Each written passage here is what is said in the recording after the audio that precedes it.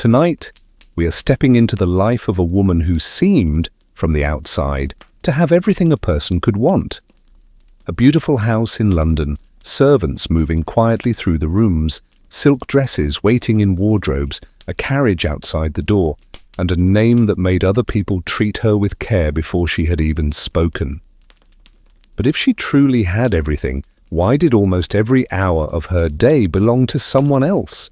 This is the story of what a wealthy Victorian woman really did all day, not the soft portrait version, and not the pretty image of a woman sitting beside a window while rain touches the glass. That image is calm because it hides the pressure behind it. The real version begins before the house is fully awake, and it does not stop until long after the last guest has gone home. We are going to follow one woman through one day, because one day is enough to reveal the whole machine. Her name is Constance. She is 31 years old, and by the time the morning light reaches her bedroom, the day has already begun arranging itself around her. Before she has even stood up, there are letters waiting, servants to direct, children to inspect, visitors to receive, a luncheon to control, a dress fitting to attend, and a dinner party where one wrong impression could travel farther than she wants. And here is the strange part. Everyone around her would say she does not work. Her husband works, the servants work, the coachman works, the cook works, but Constance is expected to be graceful, useful, charming, maternal, intelligent, well-dressed, socially alert, careful with money, and never visibly tired of any of it. So tonight the question is not simply whether her life was easy or hard. That would be too simple, and this world is not simple at all. The real question is how a woman could live surrounded by luxury and still spend nearly every waking hour serving a system that refused to admit how much it depended on her. Before we go further, if this kind of slow cinematic history is where you like to spend your evenings, take a second to subscribe and leave a like, because it genuinely helps these long stories continue. And tell me in the comments where you are listening from and what time it is there, because I always imagine these stories reaching someone in a dark room, someone under a blanket, someone letting the day fade quietly around them. Wherever you are right now, I am glad you are here. So dim the lights if you can, let the room become softer, and let us go back.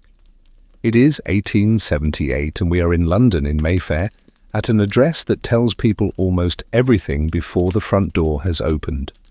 The house is tall, pale, narrow and expensive in that restrained London way, the kind of house that does not need to shout wealth because everyone nearby has already learned how to read it. Outside, the pavement is wet beneath the gas lamps. The air carries the smell of horses and coal smoke with a faint, clean trace of lavender water from the front steps. Somewhere in the street, a horse shifts in the dark, and inside the house, most of the family is still asleep. But Constance is not asleep. She lies still in the pale morning darkness, not because she is rested, but because her mind has already moved ahead of her body. What kind of life requires a woman to begin working before she is even allowed to look awake? Her husband is a successful barrister who has recently taken silk, which means he has become Queen's Counsel and has entered a higher circle of money, reputation, and professional expectation. That promotion belongs to him in public, but part of what makes it real now falls onto her in private. His success must be visible in the house, in the dinners, in the guests, in the clothing, in the way people feel when they leave. She has 2 children, a boy of 7 and a girl of 4. She has 7 indoor servants, a wardrobe that must be renewed with the seasons, and a social calendar that has to be maintained with the precision of a ledger. And on the writing desk downstairs, a small leather notebook is already holding the shape of her day. There is a morning call to receive, there is a luncheon to host, there are letters to answer, a fitting at the dressmaker, and tonight, a dinner party at a house where the right conversation could help her husband and the wrong one could quietly damage him. Nothing about this day is random. Every hour supports another hour, and every obligation touches another obligation. If one part slips, the whole structure does not collapse dramatically, but it shifts just enough for someone to notice. That is the first thing most people misunderstand about rich Victorian women. We imagine them waking slowly, ringing for tea and floating through the day in embroidery, flowers, and polite conversation. But what if the softness was the disguise and the real work was making sure the disguise never failed? At 6:30, Constance rings for her maid. Within minutes, Ellis appears, quiet, efficient, and already aware of the day's demands before Constance has said a word. A good lady's maid is not valuable only because she can fasten hooks or dress hair.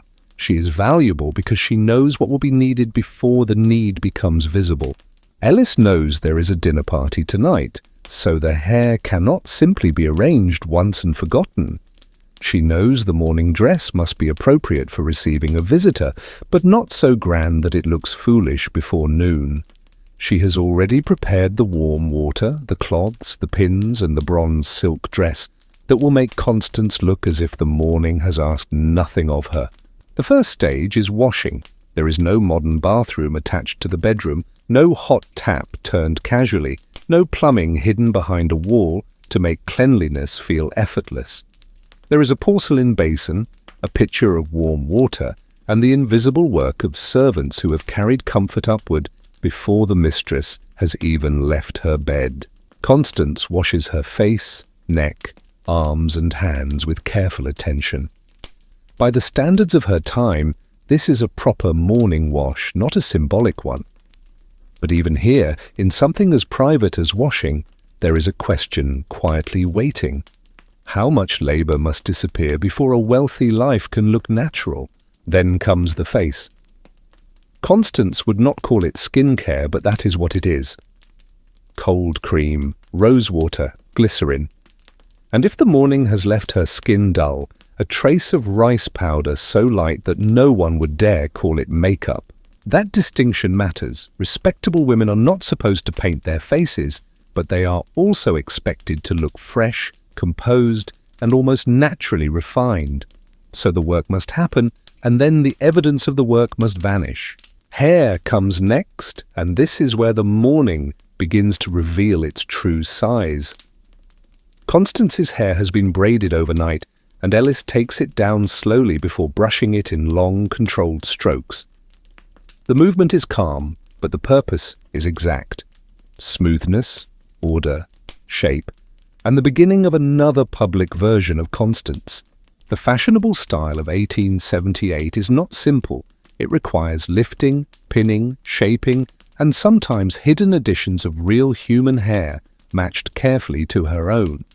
No one who sees her later will know where her hair ends and the help begins, and that is exactly the point.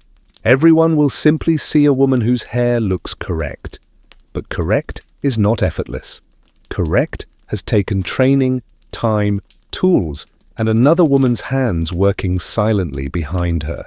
While Ellis works, Constance reads the morning letters. They have already been sorted downstairs and brought up with the warm water because the day has been moving around her before she has even joined it. One letter is from her mother, 2 are from women in her circle, and 1 is from a tradesperson about an account that cannot be ignored. She reads without moving her head too much. A sudden movement would disturb the pins, and there is no extra time for something to be done twice. Is this leisure? Or is it the first hour of a job that no one has named correctly? One letter requires warmth, another requires a careful refusal. The account must be dealt with and the committee matter must be remembered because Constance is expected to forget nothing while appearing burdened by nothing. Now comes the dressing, and here we need to slow down. A wealthy Victorian woman in 1878 does not simply put on clothes, she is assembled into the shape her world is prepared to respect. First comes the chemise, fine and white against the skin, then the drawers, practical in a world of heavy skirts and limited privacy, then the corset, the garment everyone talks about, but not always, with the accuracy it deserves. Constance's everyday corset is not designed to make the day unbearable. It shapes, supports, restricts, and makes the fashionable dress possible. But ask yourself this: what does it mean when even comfort must first pass through structure? Ellis laces it to Constance's ordinary tightness. The waist is reduced, but not to the extreme fantasies that later stories love to imagine. Constance has worn corsets since girlhood, and by now she notices it less as a shock than as the normal architecture of being dressed. Without the corset, the dress would not sit correctly. The bodice, seams, waistline, and fall of the skirt all assume a body shaped by that foundation. To Victorian eyes, an uncorseted dress would not look free. It would look wrong. After that comes the structure behind the skirt. The enormous crinoline of earlier years has given way to a shape that pushes the volume backward. A crinolette and bustle pad create the silhouette the decade expects, with a flatter front, a narrowed waist, and drama carried behind the body. Then come the petticoats. One is plain, one is finer, and both help the dress move and settle in the correct way. Even the layers no one sees are working to create the image everyone will judge. Only then does the bronze silk dress appear. It is fitted, fastened, and shaped so precisely that Constance cannot put it on alone. Think about that for a moment. The clothing that proves her status also proves her dependence. Ellis fastens the hooks one by one, the bodice closes over the corset, the skirt is adjusted, and the line becomes correct. What will later look like elegance is actually a system of restraint, expense, skill, and timing. Stockings follow, then bronze leather boots fastened with a button hook. A brooch is placed at the collar, refined but not too showy for mourning. A small watch is pinned to the bodice because the day must be watched as carefully as the body has been shaped. Ellis steps back. Constance turns to the mirror, not admiring herself, but checking whether she can now be read correctly by the world outside the bedroom. The hair is smooth, the dress falls properly, and the whole construction weighs nearly 15 pounds. It is only 8:15 in the morning. She has already been washed, treated, brushed, shaped, laced, pinned, fastened, and made into a public woman.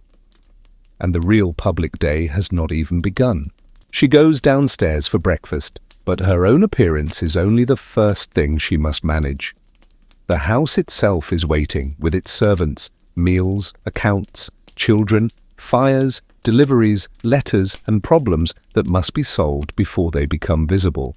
A rich house does not run smoothly because it is rich. It runs smoothly because someone is constantly stopping it from becoming embarrassing. There are 7 indoor servants in Constance's house: a butler, a cook, a housekeeper, a lady's maid, a parlour maid, a housemaid, and a kitchen maid. That number says comfort and status, but it also says that management is necessary every single day. After breakfast, Mrs. Barlow comes for the morning conference. It looks like a quiet conversation, but in practice it is the control room of the household.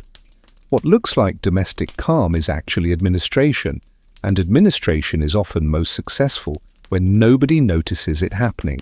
Mrs. Barlow knows the cook is unhappy with the fishmonger. She knows the parlour maid has made mistakes with the formal table setting. She knows the coal delivery needs instructions before it creates trouble at the front of the house. Constance listens and decides. A supplier may need changing, a servant may need correction, and a delivery may need redirecting. None of this will appear in a diary as achievement, yet all of it prevents failure. This is where the portrait begins to lie. The painted woman looks still because the painter cannot show decisions moving through her head, but the house is depending on her before most visitors would even imagine her day has started. At 9, the children are brought down from the nursery. George is 7, preparing for school, and Florence is 4, still young enough to want her mother's lap before pencils scatter across the table. The visit is formal in structure, but not empty of warmth. Constance listens as George reads from his history book. She corrects gently, asks questions, and watches Florence from the corner of her eye. She is not the person who spends every hour with them, but she is still shaping the world in which they are being raised. This is Victorian motherhood at her level, tender, mediated and supervisory all at once. To modern eyes it can look distant, but her class defines care differently. A mother proves love by choosing the right nurse, guiding education, watching health, and setting moral direction. But there is another truth beneath it. Constance cannot hand her social work to the nurse. The children can be cared for upstairs, but the family's position downstairs, across London, and around dinner tables depends on her. What would happen if she simply stopped? Not in a dramatic way, not in rebellion, but quietly, by refusing calls, neglecting letters, avoiding dinners, and withdrawing from the circuit. The answer is simple and frightening. Nothing would happen at first, and then everything would begin to cool. Fewer invitations would arrive. Greetings would become more careful. Her husband might hear less, be included less, and find certain doors less open than before. That is why her day matters. It is not busy because she is bored. It is busy because the family's social life must be maintained like a fire that can never be allowed to go out. At 9:45, the children return upstairs, and Constance sits at her writing desk.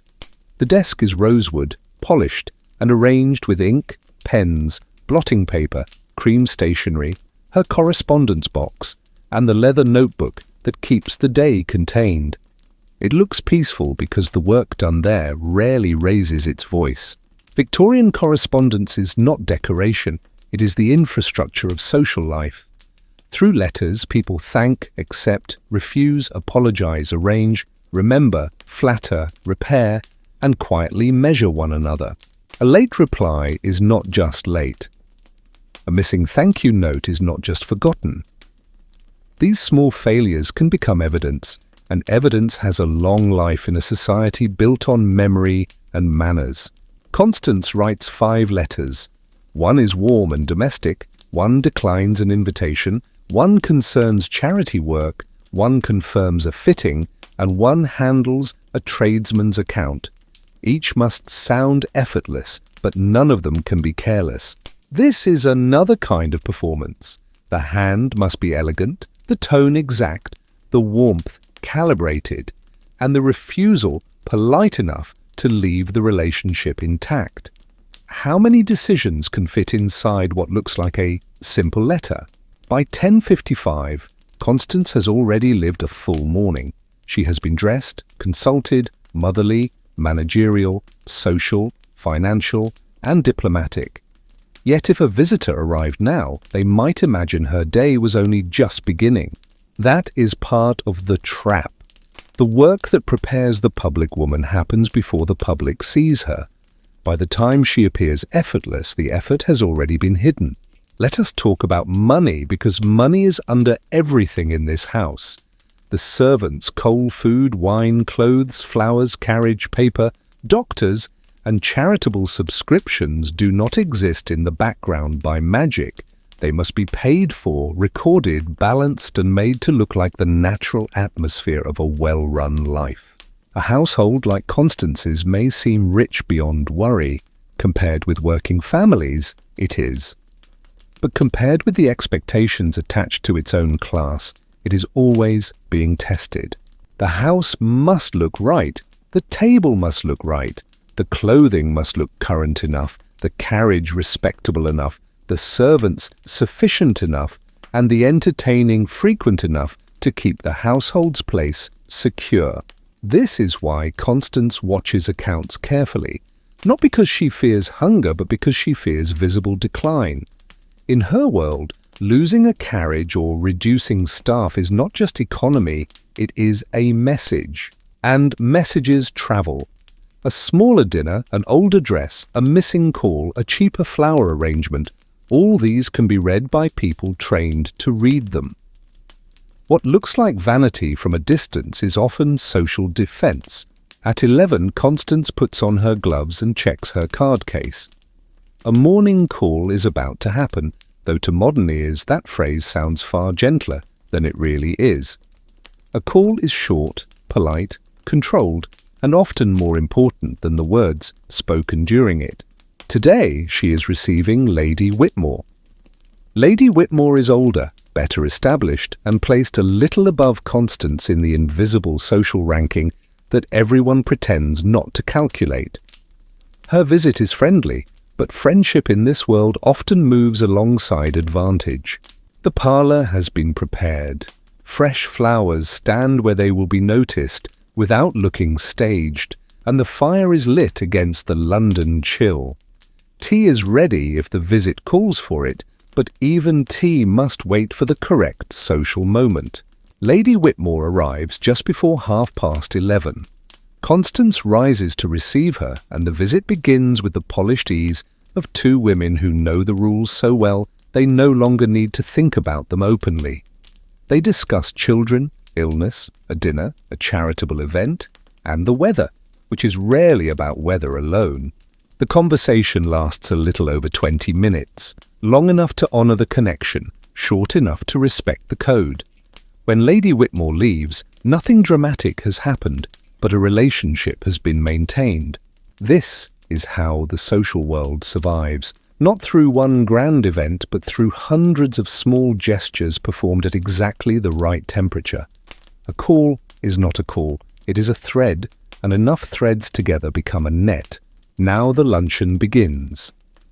8 women are expected, and although luncheon is less formal than dinner, it still has the power to reveal whether a household is truly well managed.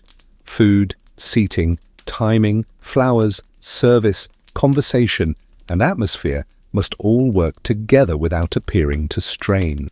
Constance checks the dining room before anyone arrives. 2 settings are slightly out of line, and she corrects them.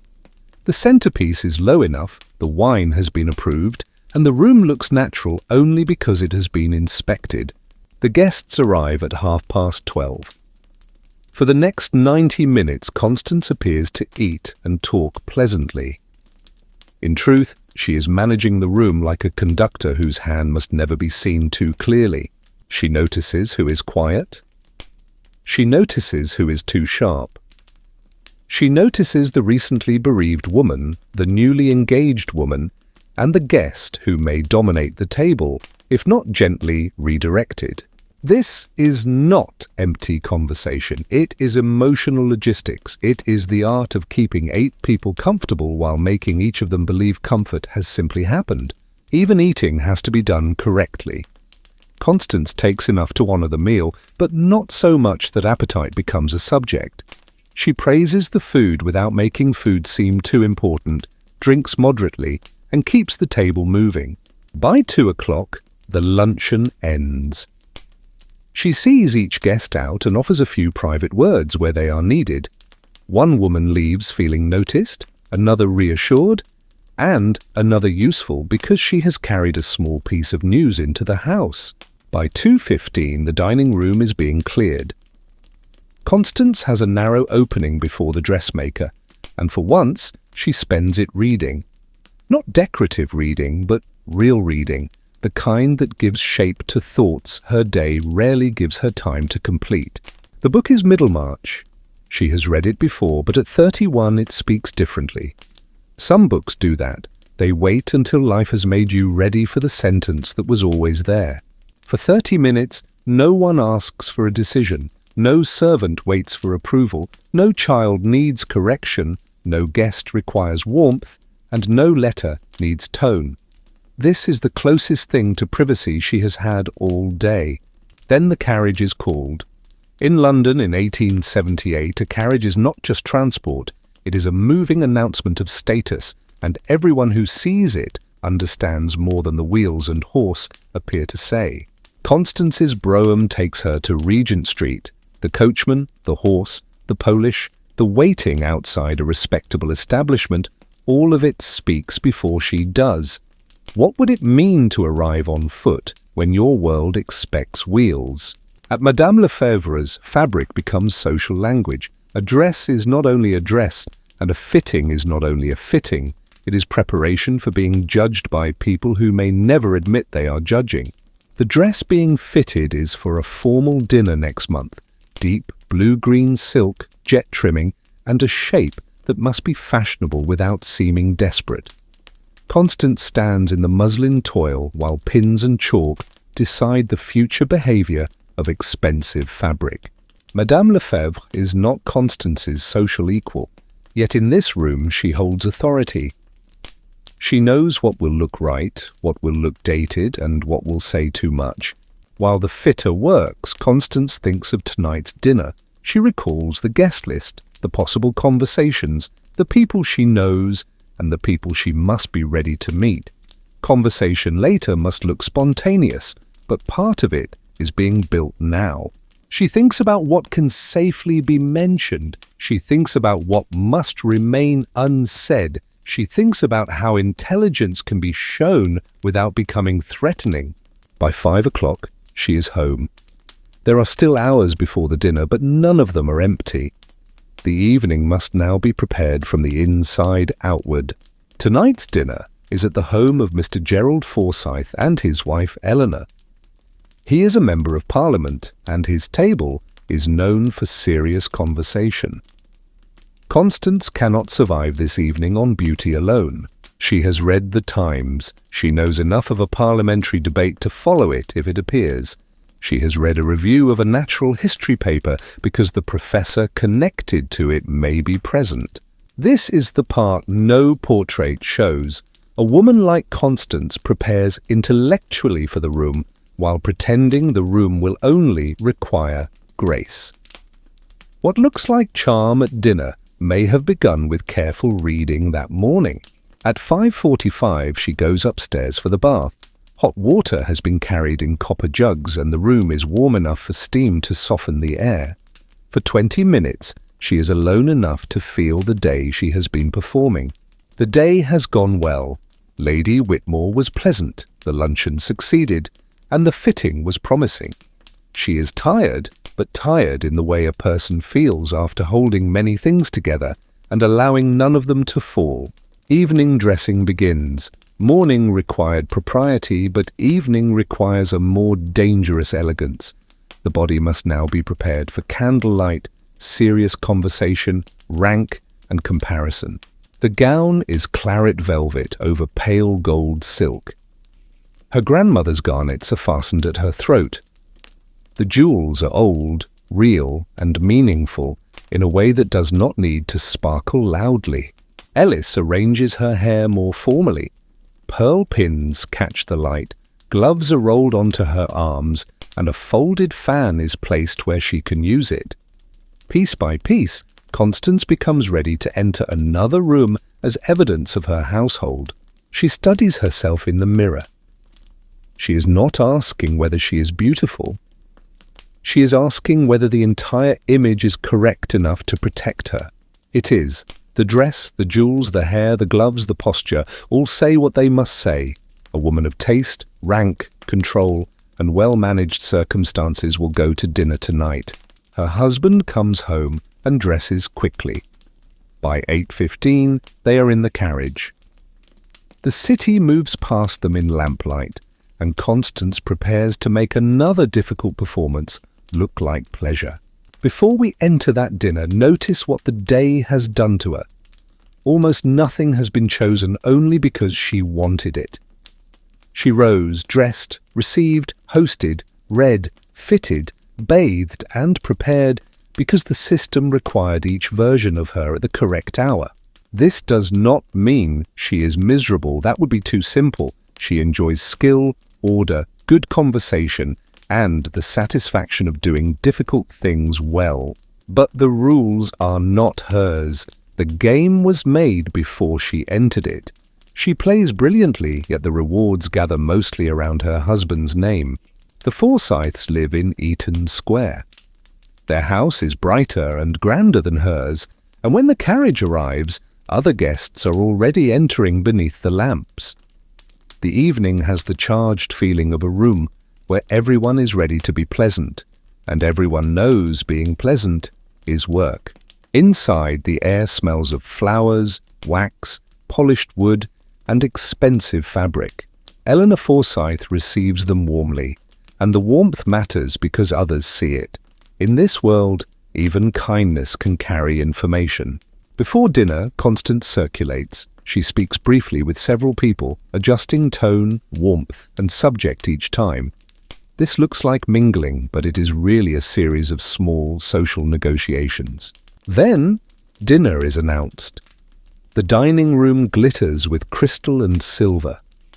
Constance finds her place between a judge and the natural history professor, whose paper she has thought about all afternoon. Her husband is across the table. For the next 2 hours, she is on her own. How much can a woman do with conversation when conversation is the only public tool allowed to her? With the judge, she listens more than she speaks. She asks about a case, responds to a book, and offers one careful opinion. His slight surprise tells her the opinion has landed. With the professor, the room opens. She asks about his paper with enough precision to show she has truly paid attention. He explains. She follows. And when she touches the weak point in his argument, he becomes more interested rather than less. For a few minutes, her mind has room. Not much, not enough, but more than usual. That is why the moment matters. Still, she watches the table. Farther down, the young fiancé from luncheon is struck by a sharp remark from another woman. Constance turns the conversation before the remark can wound her publicly. No one notices the rescue. That is why it works. The best social labor disappears at the exact moment it succeeds. At 10:30, the women withdraw.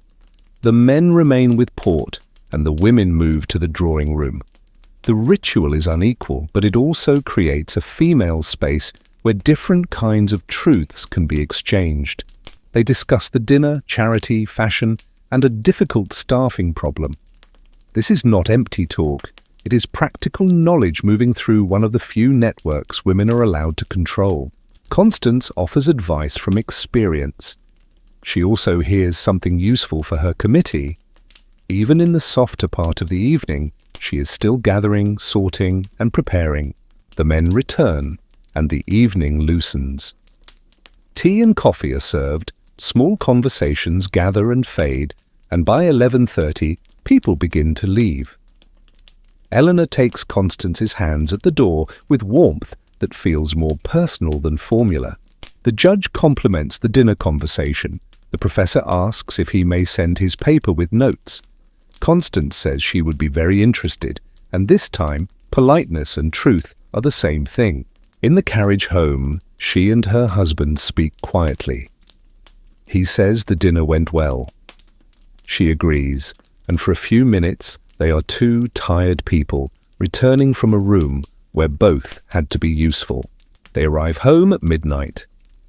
Ellis is waiting upstairs. The woman built from velvet, garnets, pearls, gloves, fan, posture, and conversation must now be taken apart. The gloves come off. The jewels return to their case. The dress is inspected for damage because even the end of the evening still belongs to the economy of care. The corset is unlaced. The petticoats come away. The public woman slowly gives way to a tired woman in a white nightgown by the fire. Ellis takes down her hair. The pins are removed, the structure loosens, and the brush moves through the long strands. In the mirror, Constance looks not ruined, but quieter. Ellis braids the hair for sleep and says goodnight. Constance answers warmly. Then she is alone, truly alone, for the first time since morning. She goes to the window for a moment, not because she expects to see anything, but because the day has left something unsettled inside her. The street below is dark, except for the gas lamps, and their yellow light rests on the wet pavement like small pools of fire. Somewhere far away, a carriage passes and disappears, leaving London quieter, but never truly silent. For the first time in hours, no one is watching her. No one is waiting for a reply, a decision, a smile, or the correct expression. She stands there as herself, without silk, without jewels, without the careful face the day has required from her. She returns to the chair by the fire and opens Middlemarch again. Not because reading is decorative, and not because it gives her something clever to say tomorrow, but because the book touches a feeling her life rarely allows her to name. The fire is low, the room is soft, and the page seems almost warmer than the room around it. The passage before her is one she has read before. Dorothea looks outward and feels the ache of a life larger than the space prepared for it. Constance reads slowly, and something in the sentence stays with her, not loudly, but with the quiet force of recognition. She closes the book and sits for a moment. There is no rebellion, no sudden escape, no dramatic change waiting for her in the morning. There is only the knowledge that something inside her is larger than the schedule that contains it. Then she puts out the light. It is 12:30. She has been awake for 18 hours, and tomorrow is already waiting in the notebook downstairs. She has worn 15 pounds of clothing. She has written letters, managed servants, seen her children, received a call, hosted a luncheon, attended a fitting, navigated a dinner, protected another woman from embarrassment, and returned home with almost no public evidence that any of it was work. Within 10 minutes, Constance is asleep. Now let us step back from Constance's specific day, because one woman's schedule can show us the shape of a whole world only if we understand what was surrounding it. Her morning, her luncheon, her letters, her fitting, and her dinner party were not random pieces of a pleasant life. They were parts of a system so complete that even the woman moving through it could sometimes mistake its pressure for ordinary rhythm. The first thing to understand is money.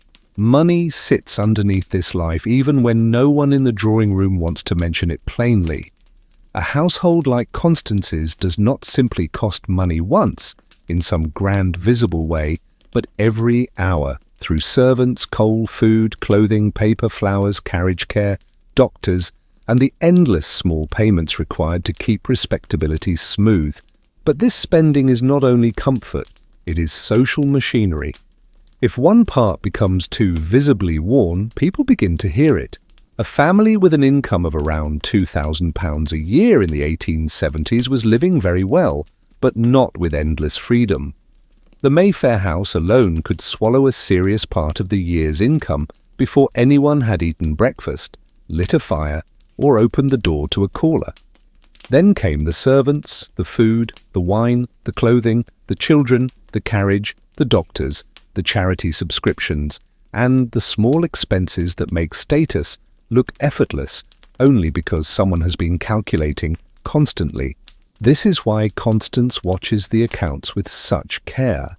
Not because the family is poor, and not because every shilling means immediate survival, but because the distance between appearing secure and appearing diminished is narrower than the polished front door suggests. What happens when a family still has money but no longer looks quite rich enough to belong where it once belonged? To lose the carriage would save money, to reduce the servants would save money, to entertain less often would save money, but in Constance's world, each of those economies would also announce something, and an announcement like that could not easily be taken back. The carriage is not just transport, the servants are not just help. The dinner table is not just hospitality, because every visible comfort becomes part of the household's argument for its own place in society. Her husband's career depends on more than legal talent. It depends on reputation, contact, confidence, and the social evidence that his household belongs among people worth knowing. His work may happen in court, but part of the proof of his success is created in rooms Constance arranges. That is the part of her labor that disappears most easily. People see the man's profession and the woman's drawing room as if they are separate worlds. But the drawing room is one of the places where the profession is made believable. A barrister who rises in rank must not only win cases, he must be seen moving correctly among the right people, received in the right homes, and surrounded by a household that reassures others of his stability. Constance's management helps create that reassurance. So when she chooses flowers, approves menus, answers invitations, and hosts women whose husbands matter, she is not filling time. She is helping build the atmosphere in which her husband's advancement feels natural. What looks like decoration is often infrastructure. Now think about the household accounts more closely. Staff wages may be the largest obvious expense, but wages are only the beginning. Servants must be housed, fed, clothed appropriately, replaced when they leave, disciplined when they fail, and kept loyal enough that the house does not become unstable from below. Food is another pressure that never stops. Ordinary meals must be respectable, guest meals must be memorable, and formal entertaining must be generous without seeming vulgar. A dinner party can cost enough in one evening to make a quiet mark in the month's accounts. Clothing is even more dangerous because clothing is read instantly. A dress too old in cut, a fabric too modest for the occasion, gloves not fresh enough, a bonnet slightly out of fashion. All of these can speak before Constance does. And if the body is always being read, who is truly free inside the dress?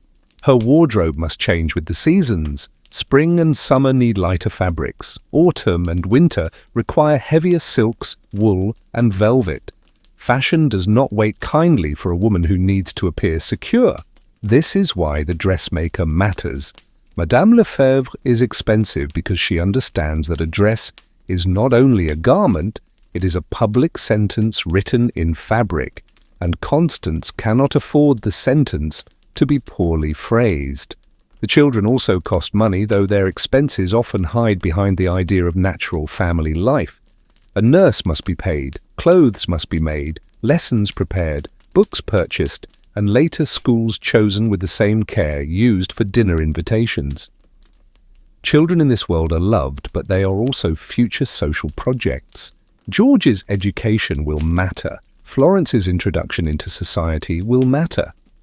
Every decision made now is part of a longer investment because families like Constance's do not only live in the present, they are always preparing the next decade of position. This is why money in Constance's world produces a particular kind of anxiety.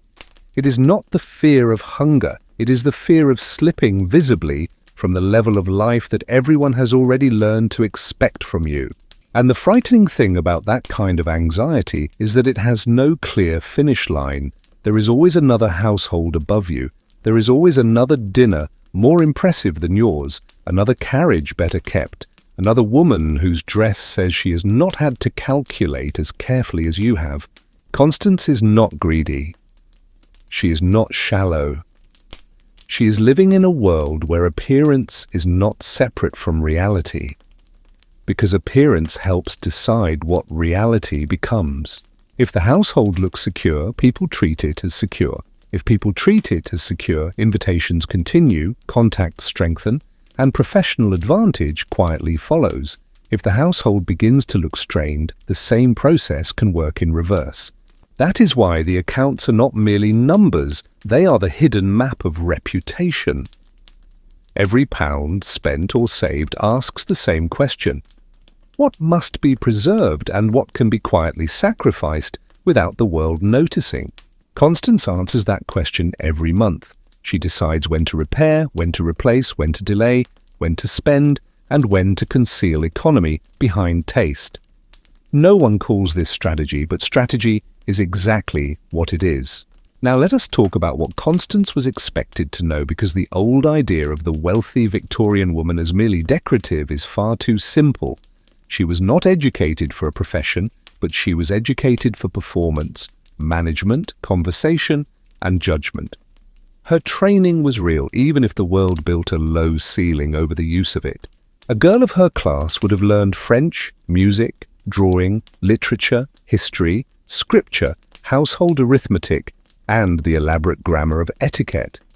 She would have learned how to enter a room, how to write a refusal, how to speak to a superior, how to correct an inferior, and how to make a difficult truth sound gentle enough to be accepted. Is that not an education, even if no university put its seal on it? The contradiction is sharp. Her mind is trained, her manners are trained, her memory, discipline and judgment are trained, but the world insists that all of this training should return home and stay there. This produces a strange kind of intelligence. It is not idle intelligence. It is intelligence bent toward the domestic, the social, the relational, and the invisible. Constance can manage servants, accounts, correspondence, children's education, charity committees, and dinner conversation with serious men. But if someone asks what she does, the answer will still be framed as if she simply lives as a wife. How much ability can be hidden by a title like Mrs.? By 1878, this contradiction is beginning to show.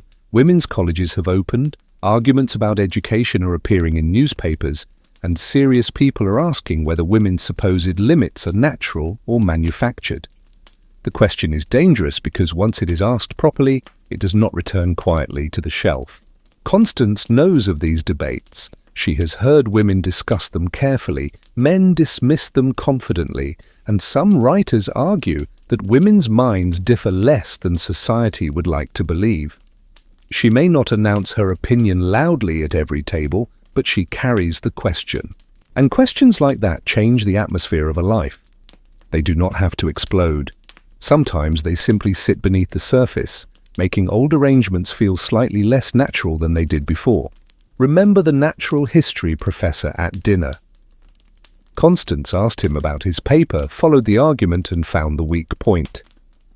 That moment was small in public, but privately it revealed something enormous. She was not only capable of arranging flowers and keeping a table alive, she was capable of thought that pressed against another mind.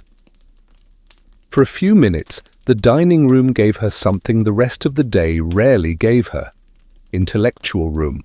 But where does that capacity go the next morning? It returns to letters, menus, servants, children, dress decisions and calls. It does not vanish, but it is poured back into a mold too narrow for its full shape. This is one of the quiet tragedies of Constance's world. The women are not empty. The world has simply become skilled at using their fullness without naming it. Now we need to talk about reading, because reading is one of the places where that fullness survives. Constance reads in stolen intervals, not because she has nothing else to do, but because reading gives her access to a larger interior life than the day officially permits. A book can speak to a woman in ways her own household never would. Middlemarch matters here. It is not merely a respectable novel placed near the fire to make a room look cultured. It is a story about moral hunger, frustrated purpose, social limits, and the ache of having a nature larger than the place prepared for it. That is why it reaches her differently at 31 than it did at 23. At 23, she may have admired the intelligence of it. At 31, after years of competence without recognition, she feels the pressure under it.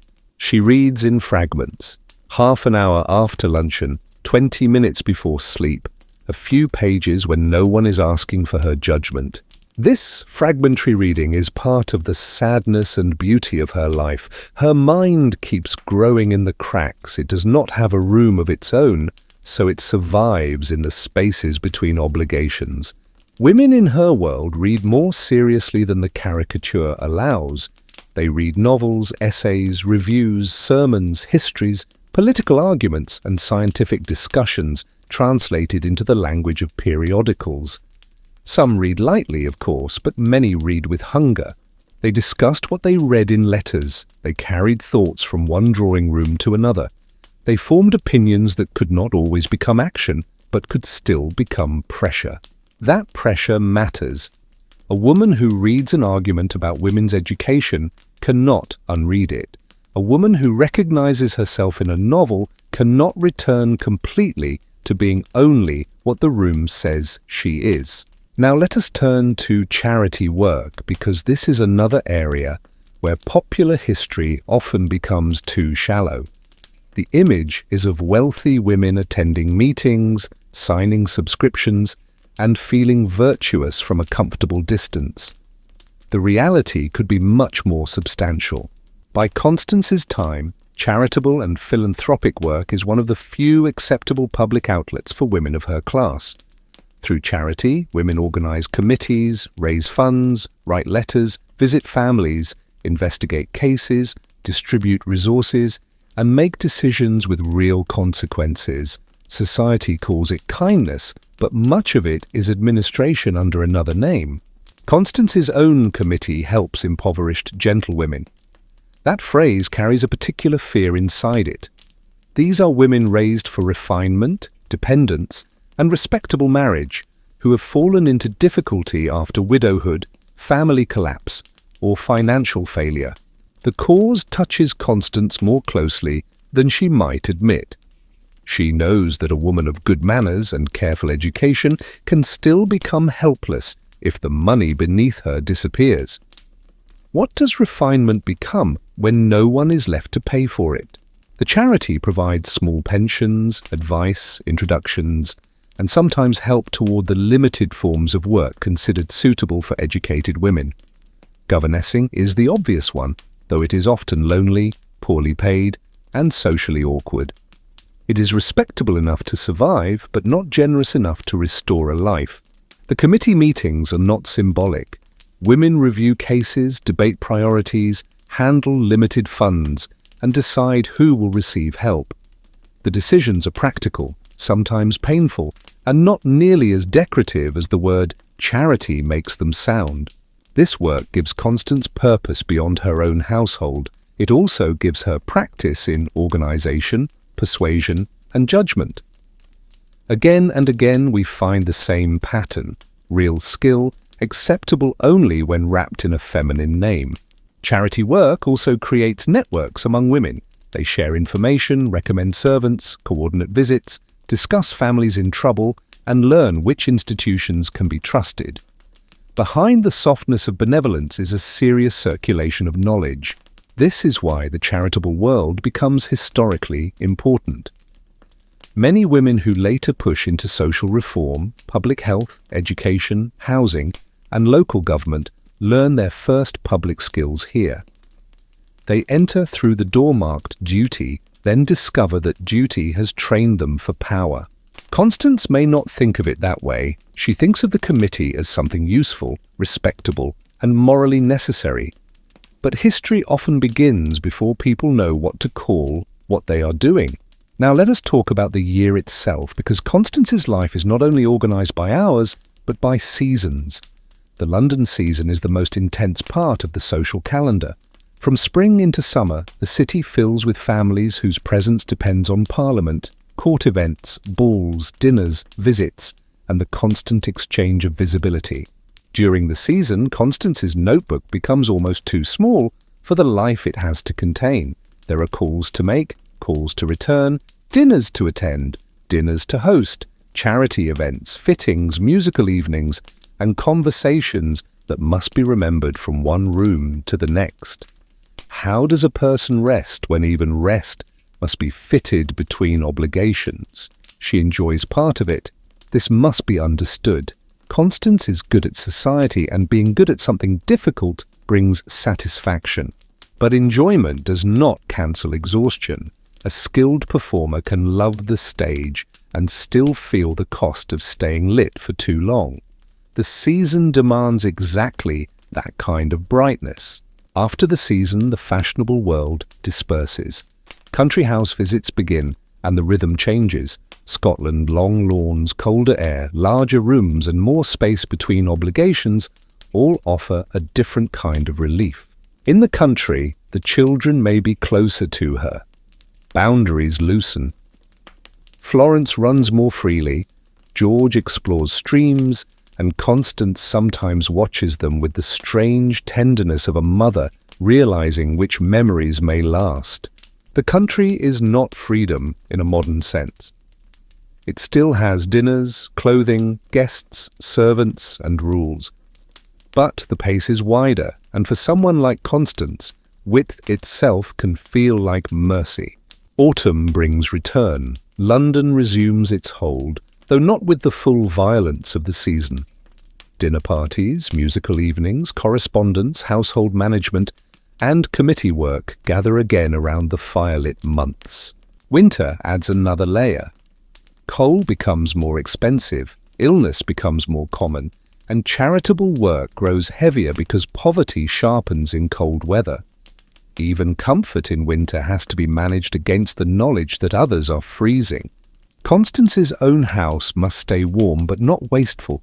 The children must be watched for coughs and fevers, servants may fall ill, deliveries may be delayed, and the city outside becomes darker, dirtier, and harder. This is another part of household management that rarely appears in romantic images. A mistress must understand illness, supplies, weather, fuel, and the moods of people trapped indoors for too long. Comfort is seasonal, and keeping it steady requires foresight. Now let us look at health more directly. Wealthy Victorian women were protected from some dangers and exposed to others.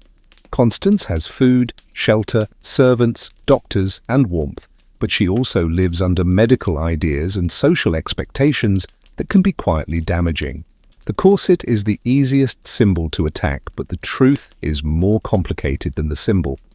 Her corset supports and shapes, and she is used to it. Yet the larger system of clothing, posture, limited movement, and feminine delicacy still tells her body that appearance comes first. Heavy skirts affect how she moves. Long hours indoors affect her strength.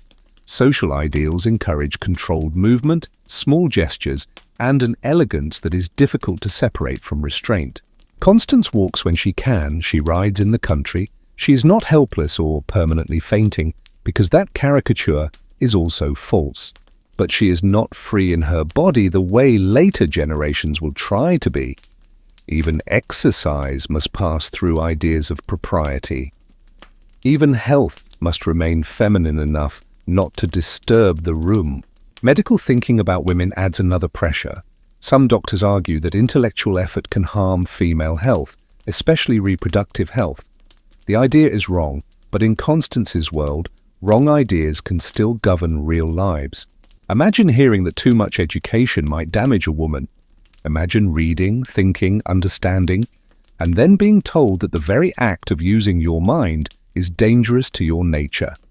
How many doors can be closed by a theory dressed as medicine? Childbirth sits behind all of this.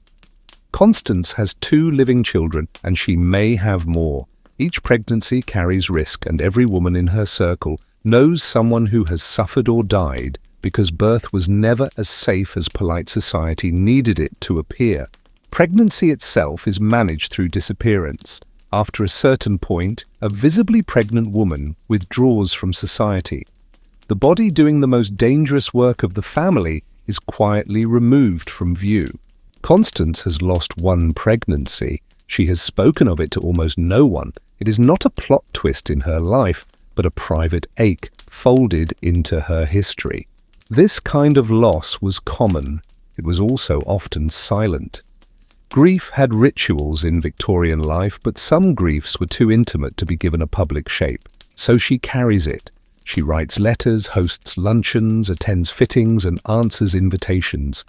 The world sees composure, because composure is what the world has trained itself to expect from women like her. And now the picture becomes more complicated. Constance is privileged, and that privilege is real. She is also constrained, and that constraint is real. Both truths must remain in the frame. If we forget her comfort, we flatten history into complaint. If we forget the cost of that comfort, we turn a human life into a decorative object. That is why money, education, charity, seasons, reading, and health all matter. They show that the wealthy Victorian woman's life was not empty. It was crowded with responsibility, meaning, contradiction, pleasure, and pressure. The luxury was real, the intelligence was real, the invisible labor was real too. And once you see those 3 things together, the old portrait changes. The woman in silk is no longer simply resting. She is holding an entire system in place while being asked to look as if holding it costs nothing. Now let us move deeper into Constance's mind, because this is where the old portrait becomes even more misleading. A wealthy Victorian woman was often described as delicate, protected, ornamental, and removed from serious struggle. But what happens when a mind is trained carefully, filled with books, manners, memory, and judgment, then told that its highest purpose is to make other people comfortable? Constance's education did not prepare her for a profession. It prepared her for a life of controlled intelligence. She was taught enough to converse, manage, observe, and respond, but not enough, at least not officially, to claim a world beyond the home. As a girl, she learned French because a woman of her class was expected to understand and use it when necessary. She learned music because drawing room performance was one of the acceptable ways to show refinement. She learned history, literature, scripture, drawing, household arithmetic, and the careful social language that decided whether a woman seemed graceful or careless. But the most important lessons were not always called lessons. She learned when to speak and when to pause. She learned how to refuse without wounding, how to praise without sounding eager, and how to correct someone below her without appearing cruel.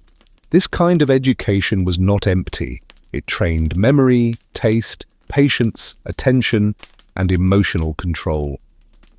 The tragedy is that these abilities were treated as accomplishments, not as power. Constance can follow a serious argument. She can manage accounts, judge character, read a room, and remember the delicate web of obligations connecting dozens of households. Yet if someone asks what she does, the answer will still be reduced to the fact that she is a wife. That reduction is one of the quiet violences of her world. Not violent in the loud sense, not dramatic enough to be noticed at a dinner table, but it takes a life full of skill and folds it into a title so neat that almost everything inside it disappears. The strange thing is that Constance knows this only partly.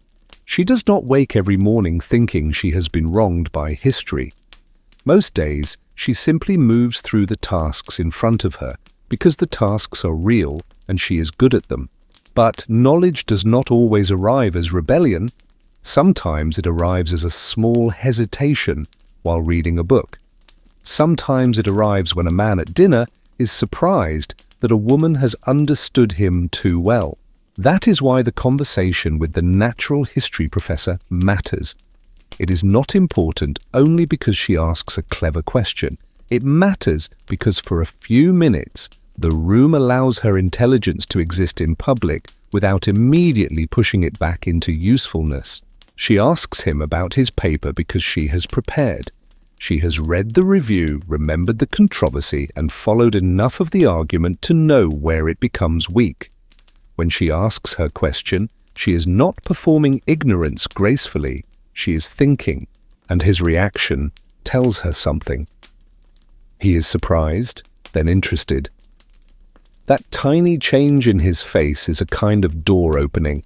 Not fully, not enough to change her life, but enough for her to feel the air beyond it.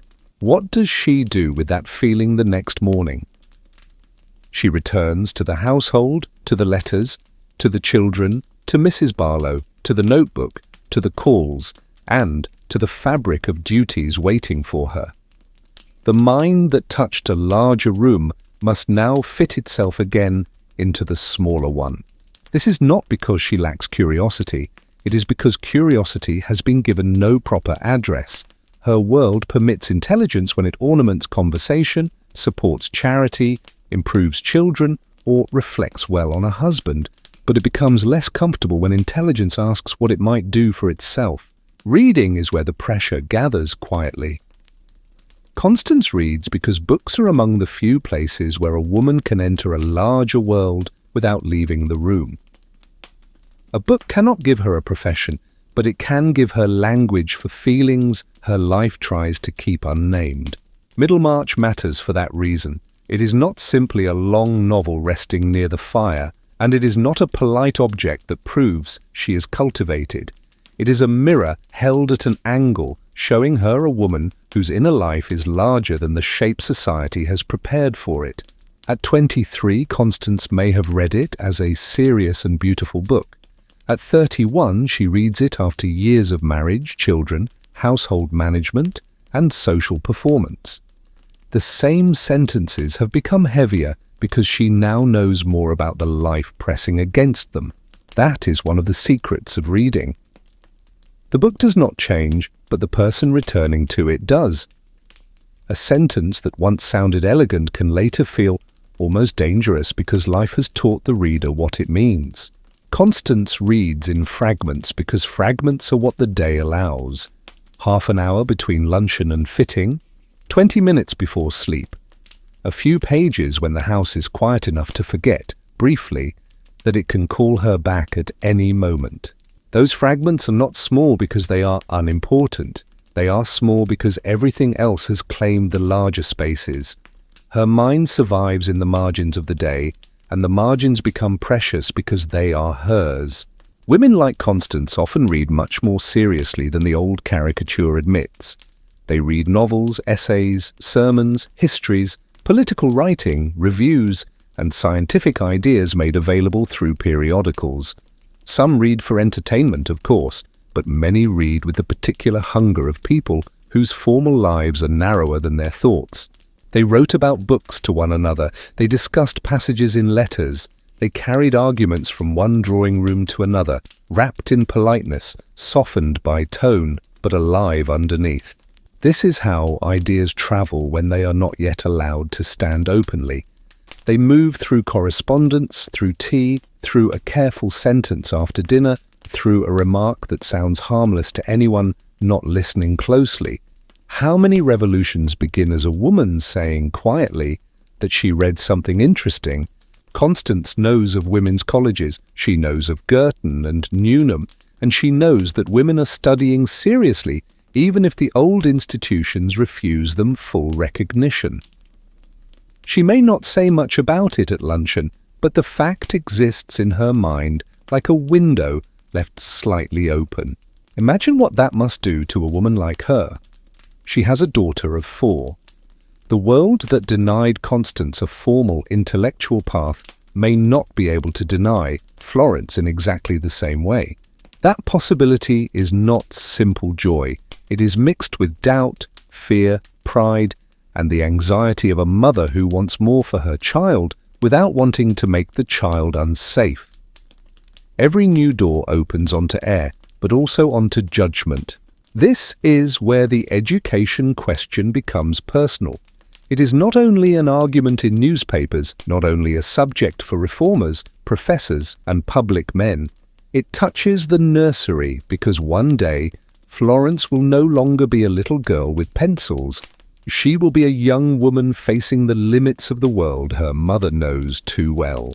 Constance may ask herself, without quite saying it plainly, whether a girl should be trained only to endure the room beautifully, or whether she should also be prepared to leave the room, speak in her own name, and use her mind in a way that cannot be absorbed into someone else's reputation.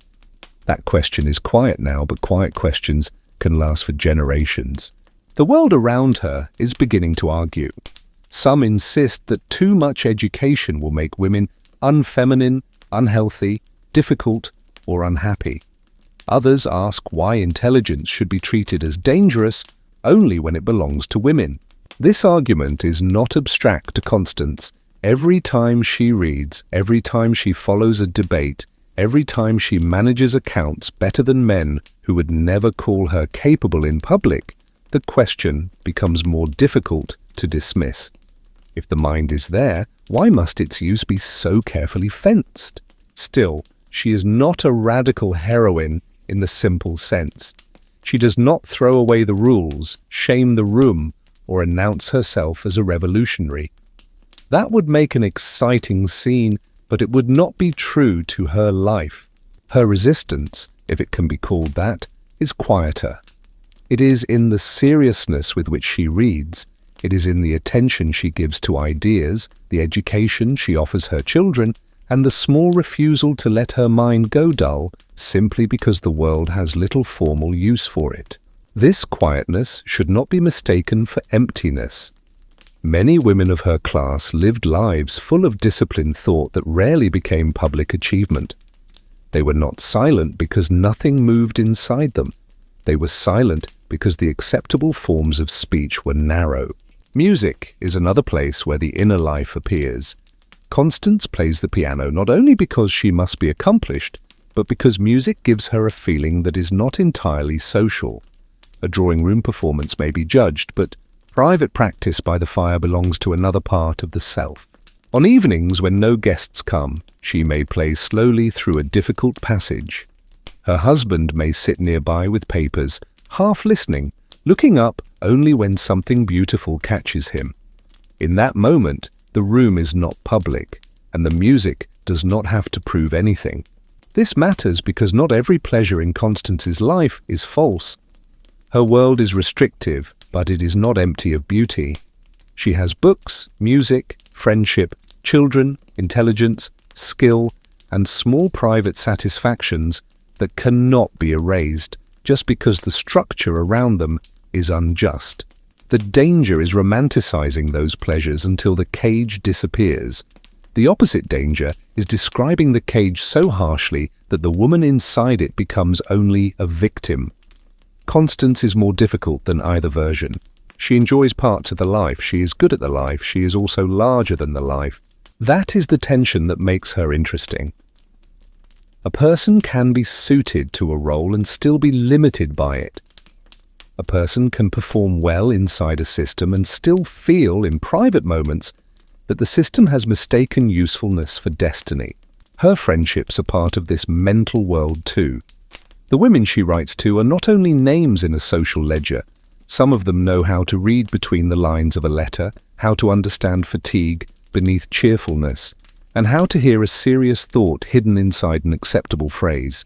Female friendship in Constance's world is formal from the outside, but often deeply practical and emotionally intelligent within. Women advise one another about servants, children, illness, money, books, grief, and social dangers. They do this through calls, letters, committees, and conversations that outsiders might dismiss as mere visiting. But visiting is one of their networks. Letters are another. Charity committees are another. And together these networks form a kind of quiet, female intelligence system moving beneath the official male world. This is why a letter can matter so much. It is not only ink on paper, it is connection, memory, strategy, care, and sometimes the safest place where a woman can say slightly more than she could say aloud. Constance's mother's letters carry one kind of emotional weight. Letters from women in her circle carry another. Some require warmth, some require caution, and some contain information that may become useful weeks later at a dinner table. The intelligence required to manage this is subtle. It does not look like debate, discovery, or public leadership. But it requires knowing people, remembering motives, sensing danger, and understanding how one small sentence can alter a relationship. This is why the phrase social life can be misleading. It sounds light. In reality, Constance's social life is a field of information, status, alliance, risk, memory, and obligation. A man might call such things diplomacy if they happened between states. In a woman's hands, inside a drawing room, they are often called manners. The work is similar, but the name is smaller. Now think again about the young fiancé at the dinner table. Constance notices her discomfort before the others do and turns the conversation away from a remark that could have humiliated her. This is not simply kindness, it is social intelligence acting fast enough to prevent damage. No one thanks her because no one sees the full action. The rescue disappears into the smoothness of the evening. That disappearance is the price of doing the work perfectly. How many times in one life can a woman perform a rescue no one sees? How many awkward silences can she prevent? How many relationships can she protect? How many rooms can she steady before anyone admits that steadiness is a skill? This is the question hidden beneath the surface of Constance's charm. Her intellectual life is therefore not separate from her social life. It flows through it. She reads people as carefully as books, and sometimes the consequences of misreading a person are more immediate than misreading a paragraph. But the difference is that books allow her to think without being watched. People require her to think while smiling. This is why the 20 minutes before sleep can feel more honest than an entire evening of conversation. At night, with Middlemarch open and the house quiet, she can meet a thought without preparing it for use. She does not have to make it pleasant. She does not have to turn it into conversation. She can simply feel what the sentence has done to her. That freedom is small, but because it is small, it becomes intense. There is also a loneliness in this, not the loneliness of having no one around, because Constance is almost never without people somewhere nearby. It is the loneliness of having an inner life that must constantly translate itself into acceptable forms. If she is tired, she must be graciously tired. If she is curious, she must be appropriately curious. If she is dissatisfied, she must turn the dissatisfaction into improvement, charity, education, or silence. That is why the image of Dorothea at the window matters so much. It is not melodrama, it is recognition. Constance sees something of herself there. Not exactly, but enough. A woman can have duties, beauty, intelligence, comfort, affection, and still feel the ache of a life that has no proper outlet for its largest energies. What could be more quietly dangerous than recognizing yourself in that? This recognition does not make her reject her whole life. It makes her see it more sharply.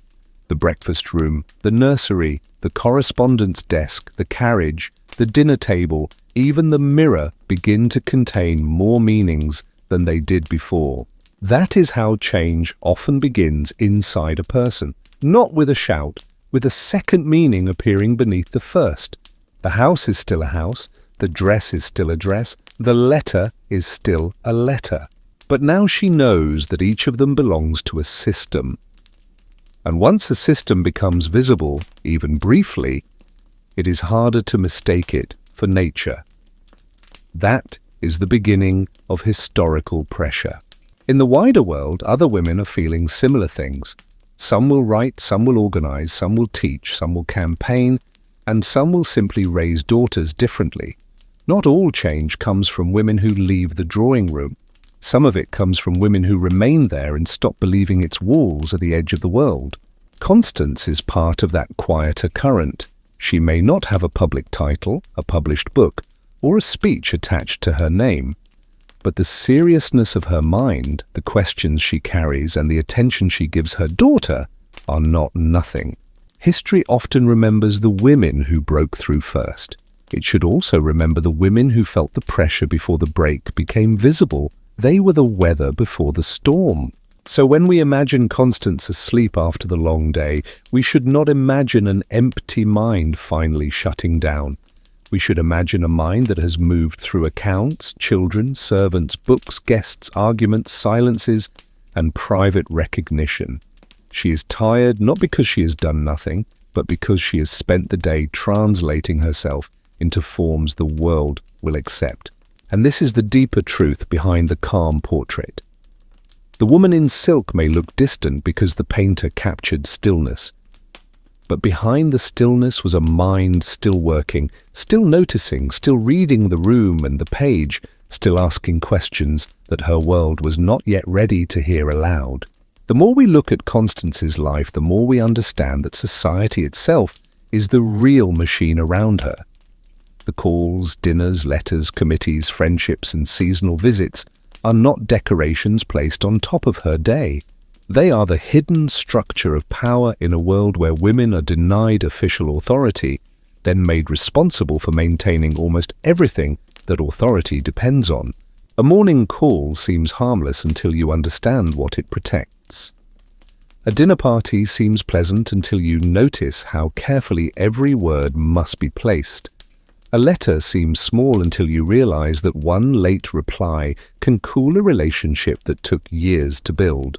This is why Constance's social world is so demanding. It is not enough for her to be liked. She must be remembered correctly, welcomed repeatedly, trusted quietly, and associated with the right kind of refinement in the minds of people who may never say what they are measuring. Her friendships are part of this system, but they are not fake. That is what makes the world complicated. The same visit that maintains status may also carry real affection, real advice, and the relief of speaking to another woman who understands the pressure without needing it explained. In drawing rooms over tea, women exchange more than polite remarks. They talk about servants, children, illness, charities, marriages, money, difficult relatives, unreliable suppliers, and the small dangers of social life. What looks from the outside like gossip may, from inside the room, be survival information. Constance listens carefully because information has value. A good cook looking for a place, a household where a servant left badly, a family quietly struggling, a widow needing help, a young woman being treated unkindly. All these things move through women's networks before they ever reach official channels. And if women are denied public power, what do except build private systems strong enough to matter? The London season makes that system visible at its most intense.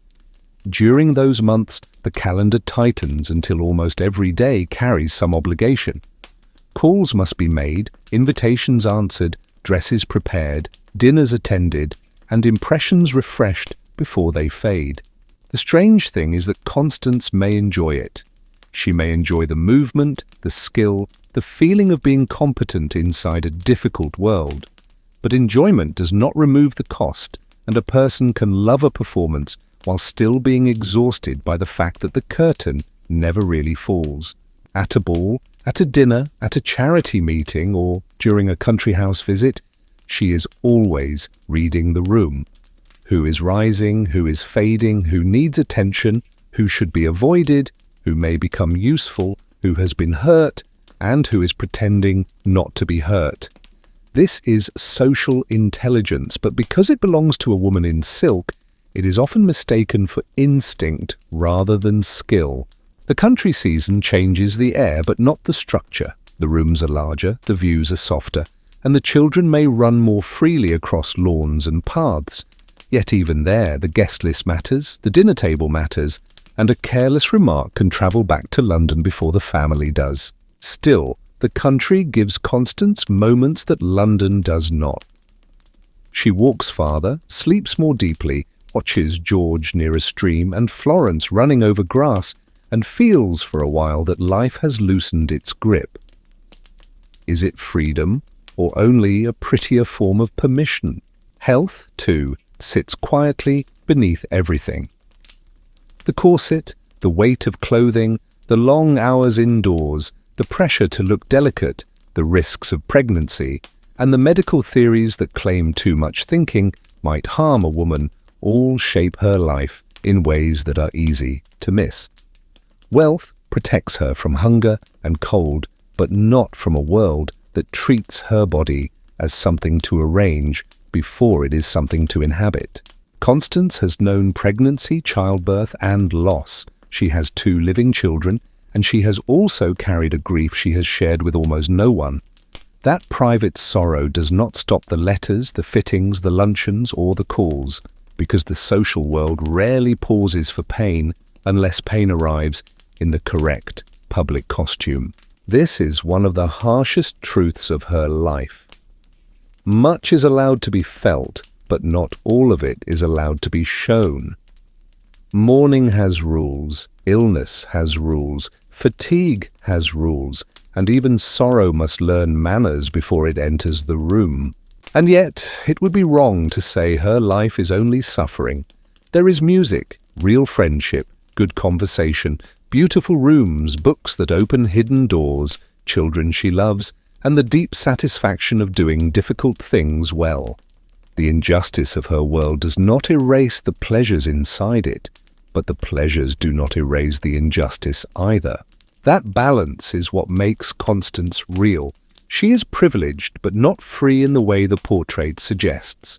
She is powerful, but much of her power must travel under other names: taste, kindness, duty, charm, management, motherhood, and good breeding. Meanwhile, history is already moving beneath her feet. women's education is expanding, suffrage arguments are growing louder, and younger women are beginning to imagine lives that do not end at the edge of the drawing room. Constance may not be the woman who marches, writes a manifesto, or stands on a public platform, but she belongs to the generation that begins to notice the walls. And noticing matters. A woman who reads seriously notices. A woman who manages money notices. A woman who sees her daughter growing up inside the same narrow expectations begins to ask, even silently, whether the next life must be shaped like the last one. Perhaps that is the most important thing happening inside Constance's quiet life. Not rebellion, not escape, not a dramatic break with everything she knows. Just the slow formation of a question that will become louder in the lives of women after her. The day ends, but the system does not. Downstairs, servants sleep lightly because morning will need them early. In the nursery, the children breathe softly in the dark, unaware that their futures are already being prepared through every letter their mother writes and every door she keeps open. On the writing desk, the leather notebook waits. Tomorrow's page already holds its commands: a call to make, a committee matter to answer, a letter owed to her mother, and some small domestic problem that has not yet appeared, but certainly will. The day has finished, and somehow it has also already begun. So when we look again at the wealthy Victorian woman, we should not see only silk, jewels, servants, and soft lamplight. We should see the 15 pounds of clothing, the invisible accounts, the controlled conversations, the hidden griefs, the books read in stolen minutes, and the intelligence pressed again and again into forms society could tolerate. We should see a woman carrying a world that insisted she was merely standing inside it. The portrait on the wall shows her composed, distant, and perfectly arranged. But now we know what the portrait leaves out. Beneath that stillness was motion, beneath that elegance was labor, and beneath that calm face was a private life larger than the frame could hold. The lamps outside are burning low now, the house is quiet, the coal is turning to ash, and somewhere in the dark, London is beginning to prepare for morning. Sleep well, my friend, because tonight we did not simply look at a Victorian woman. We stepped behind the portrait and found the person still breathing there.